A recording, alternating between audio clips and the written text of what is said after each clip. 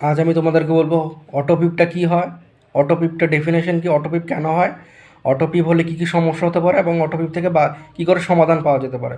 অটোপিপ হচ্ছে, ডেফিনেশনটা অটোপিপের হলো, when a person can not finish exhaling before the next breath start, air trap inside the lungs and the produce extra pressure, this extra pressure is called auto PEEP. অটোপিপটা কেন হয়, যদি respiratory rate আমরা high রাখবো ভেন্টিলেটারের মধ্যে তাহলে অটোপিপ তৈরি হতে পারে।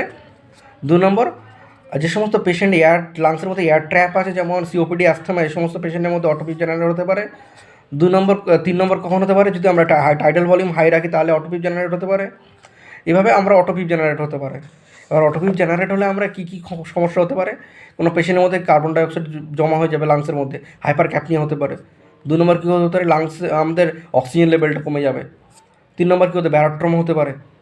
অটোপিপ কমানোর জন্য আমি কী করতে হবে, রেসপিরেটরি রেটটাকে আমার কমাতে হবে। তারপরে 2 নম্বর কী, এক্সপিরি টাইমটাকে বাড়াতে হবে। 3 নম্বর কী করতে হবে, আমাদেরকে ব্রঙ্কোডায়ালেটার ইউজ করতে হবে, ডুওলিন বুডিকট দিয়ে নেবুলাইজেশন করতে হবে কোনো পেশেন্টকে। 4 নম্বর কী করতে হবে, সিক্রেশন যদি থাকে জমাটাকে, সেই সিক্রেশনটাকে বাইরে বের করে আনতে হবে সাকশনের দ্বারা। Thank you.